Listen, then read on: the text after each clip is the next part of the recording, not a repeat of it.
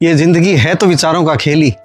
आज अपन जो कुछ भी हैं वो अपने जैसे विचार हैं, जो अपन बनना चाहे हैं, या अपने जो भी फ्रेंड सर्किल था, या जो महापुरुषों को अपन पढ़ा है, या जिनको भी अपने जीवन में पढ़ा है, उन्हीं की छाप कहीं ना कहीं अपने जीवन में झलकती है और दिखती है।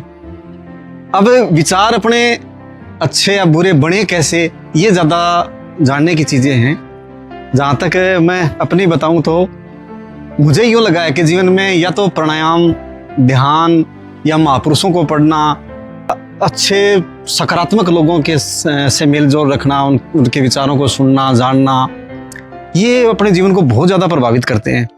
और उसके साथ साथ में अपन प्रकृति से भी बहुत ज़्यादा सीख सकते हैं। यहाँ भी प्रकृति हमें हर पल कुछ न कुछ ऐसा सकारात्मक संदेश देती रहती है। उसको भी अपन जान करके अपनी एक बेहतर दिशा है वो अपन कर सकते हैं। अपन बात करें सुभाष चंद्र बोस की, भगत सिंह की, और यहाँ तक कि मेरे खुद के दादा भी हैं, वो भी एक उनका व्यक्तित्व भी इतना शानदार और हमेशा एक प्रेरणा देने वाला था। उसके अलावा बचपन में एक कहानी पढ़ी थी मुंशी प्रेमचंद की, नमक का दरोगा। एक छोटी सी कहानी, एक साधारण सी कहानी है, वो जीवन बदल सकती है। और ऐसी अनेकों कहानियाँ हैं, अनेकों ऐसे जीवन चरित्र हैं जो अपना जीवन है वो अगर हम अच्छाई की तरफ लेके जाना चाहें तो निश्चित रूप से अच्छाई की ओर बढ़ा देंगे, और बुराई की तरफ लेके जाना चाहेंगे तो उस दिशा में भी लेके चले जाएंगे।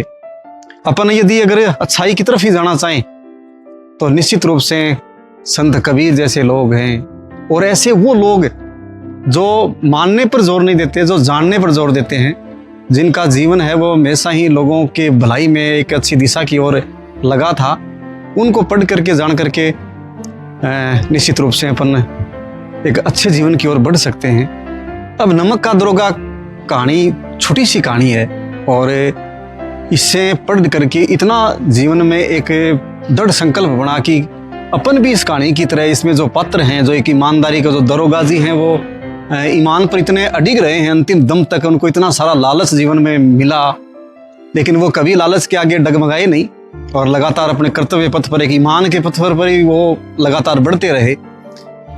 वैसा ही ईमान अपने को भी जीवन में रखना है। और वाकई में ये जीवन में अनुभव करके देखा है कि ये बहुत ही प्यारा गुण है।